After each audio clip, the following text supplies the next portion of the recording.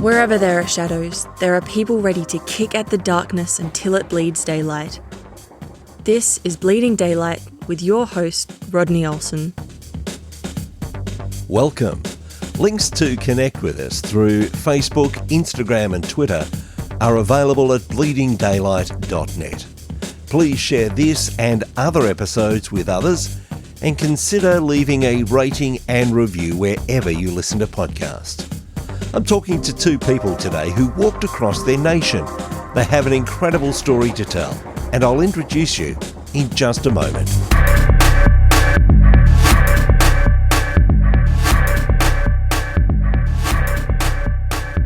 My guests today took part in a life-changing adventure, walking from one side of America to the other. Together, they battled weather, fatigue, and seemingly endless miles to complete the distance in just 6 months. Today, we'll explore why they decided to take on such an extraordinary quest. Their adventure sparked the book, and so we walked. The inspirational story of a couple's walk across America. Rick and Jane McKinney, thank you so much for your time today on Bleeding Daylight. Thank you. It's good to be here. Yes, it is. I suppose the obvious first question is, have you not heard of aeroplanes? We've heard of airplanes and bicycles, but the Lord said walk, so that's what we did. Together you walked 2,770 miles or almost 4,500 kilometres. Help me understand your reasoning for taking on such a huge project. Well, at the time, Rodney, we were traveling around America, preaching, singing, doing concerts, children's ministry, and full-time evangelism. I was preaching that year about reclaiming America. I was studying one night in the study at the school we were staying at, and I was studying out of Joshua chapter 1, and I read the verse that says, "Every place you put the sole of your foot, you can claim." And I heard a voice. I don't know whether anyone else in the room would have been able to hear it or not, but I heard a voice that said, "Do you believe that?" God and I kind of had a conversation back and forth. And I said, "I believe you said that to Joshua." He said, "No, do you believe the principle?" And I said, "I do believe the principle." And so the question was, what do you want to claim? And I said, "Our country." He said, "Then put the sole of your foot down." So that's where it all started. We talked about what that was going to look like, and we prepared for a year. It took a couple of weeks for me to actually work up the courage to tell Jane that that's what I thought God was saying to us. That was the impetus for the walk. We felt strongly that God wanted us to walk across America to share our faith individually with people, because we encourage people to do that. And so we kind of had to put our money where our mouth was and say, this is what we believe, and we believe it so strongly that we're willing to walk across America to share our faith, but also to pray for our country. And we prayed thousands and thousands of prayers as we walked across the country. Jane, how did he break it to you that this was this conversation that he was having with God? And how long did it take for you to say, yep, I think that you're right? My first thought was, can we ride bikes? Because we had begun to ride bikes, and I thought that would be so much easier. But he said, no, God said walk. The principle is to put your feet down. At that point, we'd been married quite a few years already, and I'd already followed him through some adventures. And so I knew that if he said God told him, that God told him. And so we walked. I want to get onto the walk in a moment, but maybe you can help me clear up some of the language that you're using here. You're talking about claiming a nation. Now, whenever we hear that sort of language, we can often think this is something political, that this is something we hear of a nation that is wanting to take over another nation and they're claiming that land. Yet this is something quite different. You're harking back to this scriptural reference. So what does it mean to actually claim a land? Well, for us, and a lot of people thought that the walk was political. When we walked, there was a Republican in the White House, and many people assumed that we were walking for the Republican Party or for some conservative cause. But really, that wasn't the reasoning at all. It wasn't about politics. It wasn't about being conservative or liberal. It was more about claiming our land, returning to what our founding fathers had determined was the best path for a nation, and that would be to have that nation with God, the one true God, Jehovah, as their leader, as the one who caused them to do the things they did. And so for us, it wasn't political.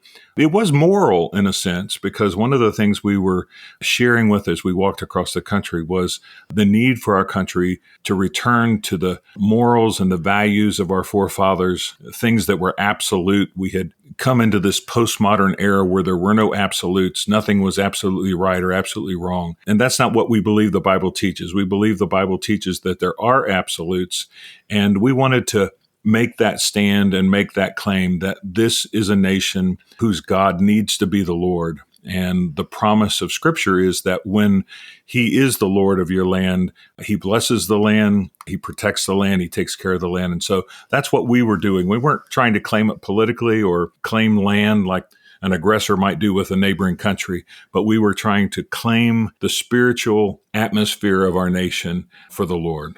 Let me understand a little bit more about how it worked, because I want to get on. I know that you have some great stories of people you've met along the way and what God did, but help me first understand the mechanics of it all.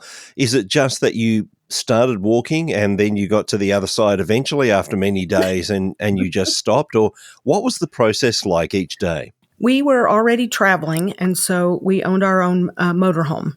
We enlisted and requested through radio and emails people to come and drive for us.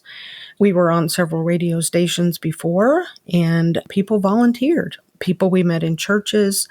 We were pulling a van behind our motorhome. We would park at a campground. They would drive us out to where we were walking that day. We would get out and we would walk approximately 20 miles a day. They would pick us up with a few stops along the way for lunches, change shoes, etc., take us back to camp for the night. Then they would take us back out. We had a stick with a blue flag on it, and we would drive it into the ground so we knew exactly where we stopped. And they would take us back out the next morning, drop us off, and we would walk. So that's basically what we did. We got to Washington, D.C. on June 30th. We got to the Arlington Cemetery that day, and we had about 30 friends that met us there, some of our drivers, our pastor, our families. We did some Washington, D.C. sightseeing until July 4th, and on the morning of July 4th, we walked into Washington, D.C. There was a lot of planning that went into the trip. A person who was helping us coordinate the walk, and Jane and I, between the two of us, we drove the entire route the year before. And so we scoped out where campgrounds were. We knew we needed to walk about 120 miles a week. And so we looked for campgrounds in the middle of that 120 miles. We actually started walking the year before. We walked about 1,500 miles in 2005, the year before the walk. Tried out lots of different shoes. We talked to long distance walkers. We talked about weather, the kind of clothing we needed to buy. And so there was an awful lot of preparation that went into the walk the year before. So it wasn't just start walking and you end up in Washington, D.C. We had a plan. Fortunately, for the people we met and for our personal transformation, there were lots of interruptions along the way. There were days we didn't get as many miles as we thought we would. There were days when we talked to a lot more people than we had counted on, and so that delayed us. There were some injuries along the way, and so all of that we believe was ordered of God. The best laid plans sometimes don't work out exactly like you think they will, but we did actually get to Washington a few days early. There is the plan that is put in place for an adventure like this, and some things will go the way that you imagine, but many things won't. And then, of course, when you add God into the mix, truly believing that this is something that God has called you to do, I'm sure that He was ready to surprise you along the way. What were some of the surprises that He threw into the mix that you really just were not expecting? I think the first big surprise was that we started the walk on January 1st. We had kind of been raised to believe that the Rose Bowl parade was always on January 1st. And so when we routed ourselves through Pasadena, California, where the Rose Bowl parade happens, we did that for January 2nd, the second day of the walk. What we didn't know was that they don't hold the Rose Bowl parade on the 1st if the 1st falls on a Sunday. They wait till Monday. So on the second day of the walk, we turned the corner and found ourselves right in the middle of the Rose Bowl parade with hundreds of thousands of people. And it took a lot longer to get through that area than we thought it would. And it was raining all day. It was a very tough day. But at the end of that day, we met a man named Anthony who was homeless. He approached us for some money. He asked me for $1. He looked at me and I said, "Why do you need $1?" And he said, "For milk." And I said, "Okay." So Rick just kind of stood back and let me talk to him. Well, as Rick said, we had been walking a very long day, tired, wet. It had been raining all day. And I was just pretty ready to be done. And I just looked at him. His name was Anthony. I said, "Anthony, do you know Jesus?" Just like that. And he looked at me and he said, "No, but I sure would like to." And I said, "Okay, I can tell you how." So right there on the street at the end of the Rose Bowl parade, second day that we were walking, I was able to lead Anthony to the Lord. Rick had been fishing for his $1 and handed it to him after that conversation. And he said, "Nah, I don't need $1." And so we parted. Yeah, that was just one of the things that we saw when we were in Russellville, Arkansas. I had a very bad injury, a burn, which took me to the emergency room and ultimately to the burn center in Little Rock, Arkansas. We were supposed to walk that day beginning in Morrilton. We normally started walking about 7 o'clock in the morning before businesses were open. But because of the injury, I didn't walk until Monday instead of Friday. And because of the injury, I actually walked a couple hours late that day. And when we walked through Morrilton, there was a little car repair shop. Man there called Jeff who was working, and I began a conversation with him. Ultimately, I also led Jeff to the Lord. The thing is that if I had not had that injury on Friday, we would have walked through Morrilton at 7 o'clock in the morning before the car repair shop was open. But because of the injury and because of the delays, we were there on Monday morning at 9 o'clock when Jeff was open for his business, and I was able to lead him to the Lord as well. We saw these kinds of divine appointments that God had set, and we also noticed in retrospect many times how God had ordered our steps up until that point, delayed us or accelerated our path a bit. Maybe something happened that allowed us to move a little faster than we had counted on that day. Ultimately, down the road, we met exactly the right people at exactly the right time. We had divine appointments set all across the country that we didn't know about until we got there. That's one of the ways that we saw God do such extraordinary things. It must have been amazing to be able to enter into so many situations like that. And I'm sure that there were so many conversations that you were able to have with people along the way. And I also suppose that as you're walking along, there's a natural conversation starter that, as normally cars would drive into a town and out of town and there's not much going on, the very fact that you're walking through would have started a lot of conversations, wouldn't it? It did. We actually dressed alike every day, which kind of drew more attention to the fact that we were doing something out of the ordinary. So when people saw us, a lot of times they would approach us and say, "What are you doing?" We said, "Well, we're walking across America." "Really?" "Yes." "Why are you doing that?" We'd be able to just launch almost immediately into a spiritual conversation. We're doing that to share Jesus with people. We were just wondering, know him? do you know him? Yeah. Do you have a relationship with him? Or is there something we can pray with you about? Everybody has something that you can pray with them about. We've found very few people all across the country who were not willing to allow us to pray with them and speak with them about Jesus. There are many people who would not claim to know Jesus and may even deny the existence of God, and yet this offer of prayer so often is something that sparks something in people that they will say, "Yes, please pray for me," or even sometimes put in a way of, "Well, yeah, if you think it'll do some good," there's this invitation to pray, even though they may not believe in the person that you're praying to. Tell me about that kind of experience along the way. What we found many times was that the response was, and this happened one time I remember particularly in Amarillo, Texas. There was a truck driver who'd just gotten out of his truck and he was walking toward a restaurant. And so Jane and I were just about done for the day and we encountered him and we began to talk to him. We asked him about Jesus. His response was, "I don't have a problem with Jesus, but I have a big problem with his people."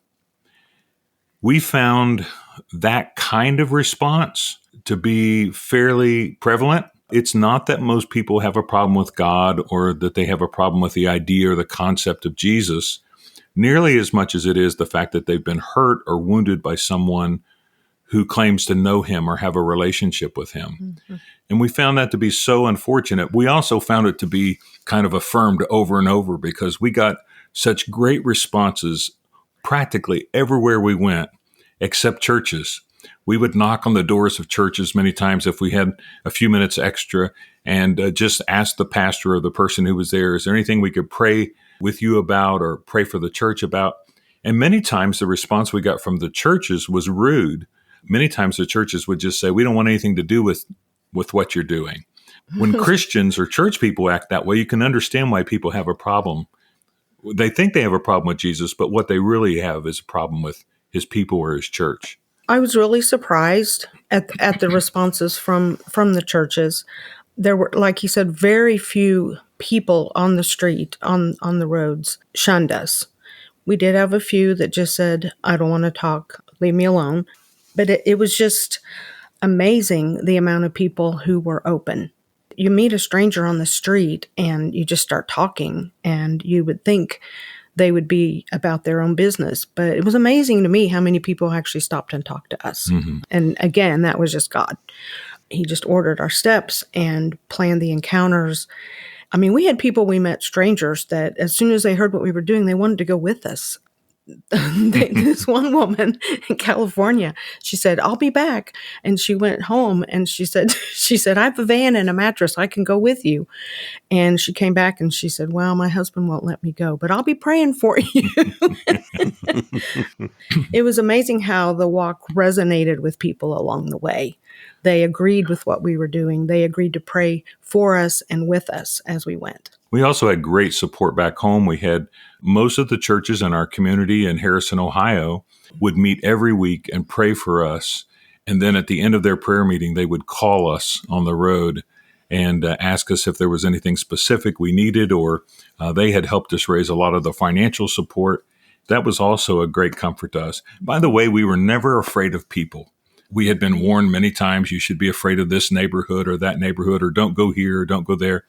We can honestly say we were never frightened by the people we met. We walked through some very depressed neighborhoods. We met lots of homeless people, lots of people living under bridges. We never felt threatened by them. Dogs, that was a different story completely, but people never threatened us. I guess you're in this very difficult situation as you're meeting with people, and those that have said, yes, I want to know Christ, or even those who have more of a spiritual interest and you're wanting to plug them in. If the churches in those towns are not even open to you, how do you connect those people with a group of Jesus followers, with a local fellowship that would help them in a discipleship process? That is a great question. The first thing I told Anthony, I said, do you know of a church that you can go to? This was the man, back on the second day. And he said, no. And I said, do you know of a ministry that helps people? And I believe he said yes, as I'm recalling the conversation. If we didn't know the area or know a church, we would try to point them to a ministry that could help them. That's one of the things we continued to pray about then. After we left a person like that, we would continue to pray for them. Absolutely. We had a truck driver out on Route 66 in the middle of the desert who got lost and needed to turn his truck around. He was driving a Werner truck. Basically, he had kind of drifted away from God, and we had a great conversation with him. So every day, practically, of the walk, we would see at least one Werner truck, one truck with the name Werner on the side. And the first thing Jane would say when we saw a truck like that is, pray for Mike, pray for Mike. We still do that. 17 years later, Every time we see a Werner truck, we say, pray for Mike. And so we continued to pray. We did try to have a conversation with people like Anthony and Jeff and say, one of the most important things you need to do, if you don't have a Bible, get a Bible, begin to read a Bible, begin to spend time in prayer, find some other Christians, some other believers, some other people who are following Jesus, and get with them. If you can find a great church that will love you and accept you the way you are, then you ought to become a part of that fellowship. But that is really one of the most difficult parts of the walk. We had cards printed up. We had a 1-800 number at the time, back when that was the thing to do. And many of the people that we talked to, many of them emailed us and called us and corresponded with us one way or the other after the walk for months and months and months. We kept those relationships going. Some of the people who were touched by the walk, we're still in contact with. A lady in Oklahoma, in Muldrow, Oklahoma, we're still in contact with her. We're actually speaking at a church in a couple of weeks. The person who's the pastor there was one of our drivers, and she dedicated herself to the Lord after the walk, and she saw how we witnessed to people and shared with people.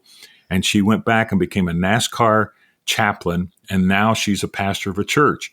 We tried our very best as much as we could when we were passing through to make a lasting impact and keep in contact with people so that we could help them in that discipleship process. We could encourage them to become part of a local fellowship. But you're right. It's very sad when you can't recommend that people just go to whatever church is closest to them and know that they may or may not be accepted.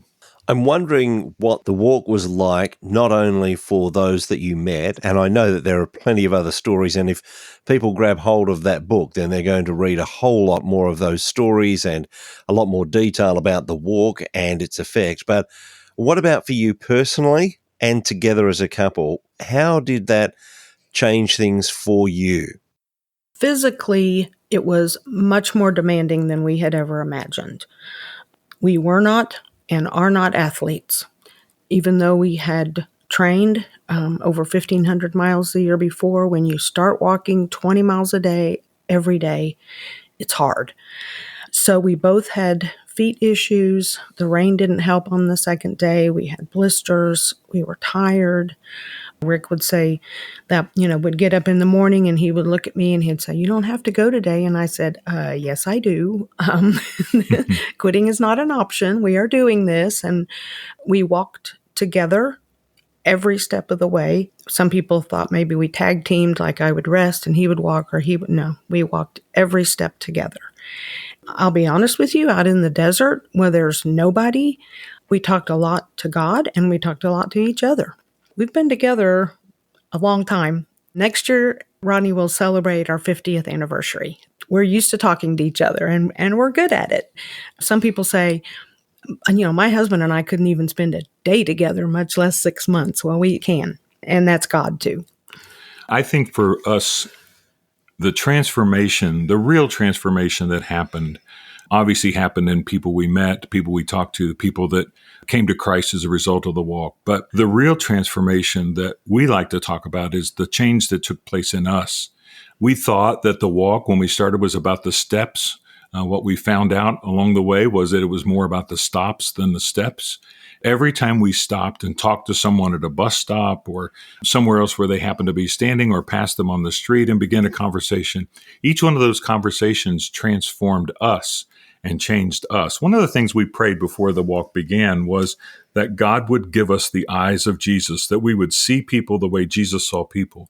And I always warn people, don't ever pray that prayer unless you mean it and unless you're ready for God to really change your life. Because when you begin to see people the way he sees people, it just affects your heart. It affects your attitude. It affects everything. We talked, I couldn't even begin to tell you how many homeless people we talked to, people living in the alleys behind stores, eating out of garbage cans, living underneath bridges. And when you see those people the way Jesus sees them, it changes you.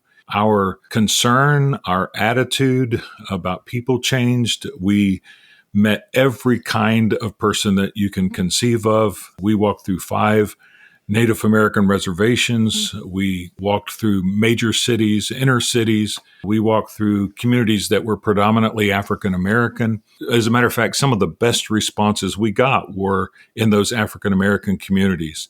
People there accepted us and hugged us, and we gave them food cards, McDonald's gift cards, so that they could buy food. And we had great relationships with them, even in just a matter of a few moments' time. But all of those encounters changed us. And we've never been the same. It's been 17 years since we finished the walk. We have never been the same. We will always be changed because of the walk and because of the steps and because of the stops. There is a burden that I'm sure you felt before you started the walk, a burden to see people won to Christ. And obviously the ministries that you've been involved in the past, you've always been involved in evangelistic mission, reaching out to people with the gospel of Jesus Christ. So there's already a burden there. But how much more did that burden grow as you started to see the reality of the streets and the alleyways of America? Most of our ministry for 50 years has been inside the church walls. I pastored for many, many years.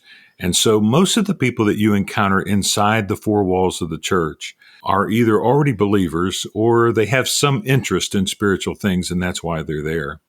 When you hit the streets, when you go to other countries like India and China, Mexico, what you find is once you're outside the four walls of the church, that's not the case anymore. The people you're talking to are not necessarily inclined toward spiritual things. They aren't necessarily interested in what you have to say about Jesus. And so you have to rely on the Holy Spirit to draw them into that conversation and to draw them into that interest so that there's an open door for you to talk. So I think that's one of the main things that we saw, and one of the main things that changed in us is understanding that as we saw these people outside the four walls of the church, it was going to have to change the way we approached them, the way we talked to them, the way we accepted them. And we had to do that with absolutely no barriers. We couldn't allow where they were living or what they looked like or what they smelled like or what color their skin was. We couldn't allow any of those things to be a barrier to sharing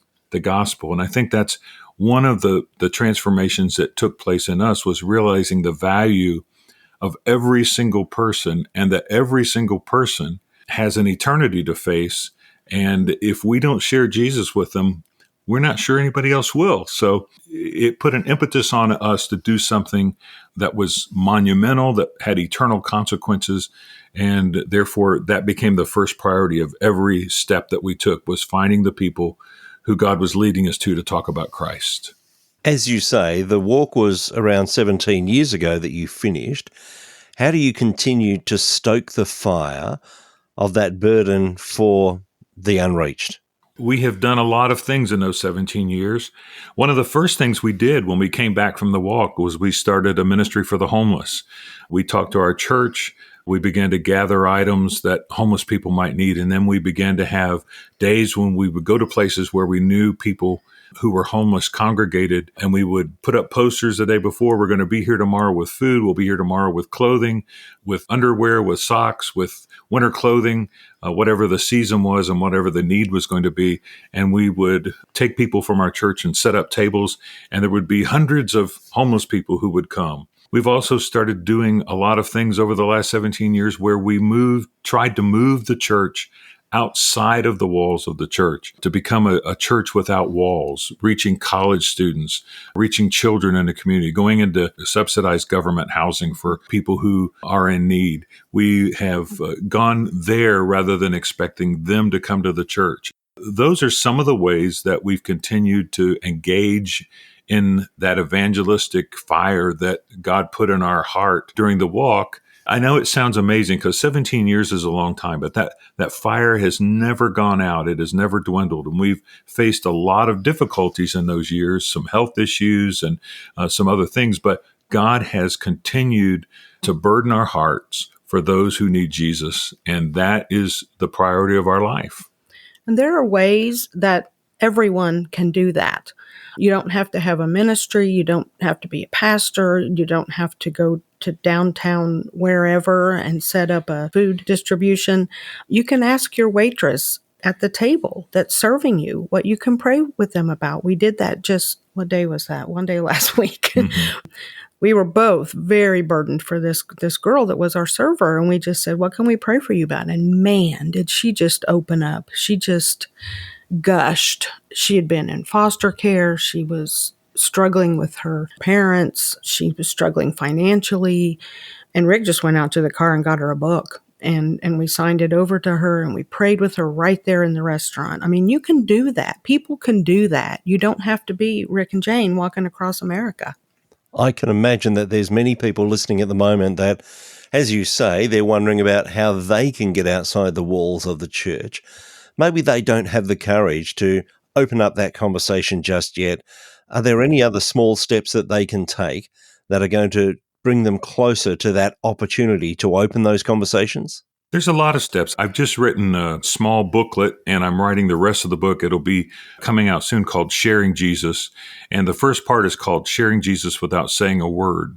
And in that little booklet, there are 12 ideas that people can utilize to share Jesus without speaking. So a lot of people are introverts. A lot of people don't like to talk to other people about spiritual things, but there are things that you can do without actually verbalizing the gospel that will show the love of Christ to people. And so start with small steps. You don't start by walking across your country. You start with small steps. You talk to your waitress. You talk to the person who picks up your rubbish each week. You talk to the people who you encounter at the gas station or at the grocery store, to the person who's checking you out. You can do something as simple as smile. And if you smile and are pleasant with people on a consistent basis, eventually they'll want to know why you smile, why you're happy, why you're always in a good mood. They'll want to understand that. And so it'll open the door for you to talk. So start with very small things. Start in ways that maybe don't require you to say a lot or memorize a program to witness or share your faith. But once you get hooked and once you see people begin to respond to the gospel, once you walk away from that waitress and God says to you, that was exactly what I wanted you to do and exactly what I wanted you to say, you get kind of addicted to that in a good way. And you want to do it over and over and over again. And the more you do it, the bolder you get, the more opportunities God will give you to share your faith. I want to say thank you for the time that you've spent talking to me today. I'm talking to Rick and Jane McKinney, who wrote the book And So We Walked, the inspirational story of a couple's walk across America. Of course, you can find out more about their story in that book. And as Rick mentioned, there is the new book coming out that is going to help you to be able to start some of those conversations and be a witness yourself. I'm wondering, what is the easiest place for people to find the book and to get in touch with you? We're on Amazon, and they can get it in Kindle or ebook, or they can buy a paperback. Put in Rick and Jane McKinney or Walk Across America or And So We Walked. Any of those words will get you to the book. That's the easiest way. You can also go to our website, which I encourage people to do, rickandjanemckinney.com. You can get the books there, but also there's lots of information. There's pictures of us in India and Mexico and China and Tibet, all around the world where we've ministered. There are blogs that I write. That's probably the one stop they can make and get everything done in one experience. And there's a video on there as well. There is a video. One of our drivers made a video of us while we were walking, and it's like a day in the life of the Walk Across America, and it's pretty interesting. It'll give you a really good idea of what a day was like. Yeah. I will put links to both Amazon and to your website in the show notes at bleedingdaylight.net so that people can find them easily. But Rick, Jane, thank you so much for your time today on Bleeding Daylight. You're very welcome. Thank you. So glad to be here. Thanks for having us. Thank you for listening to Bleeding Daylight. Please help us to shine more light into the darkness by sharing this episode with others. For further details and more episodes, please visit bleedingdaylight.net.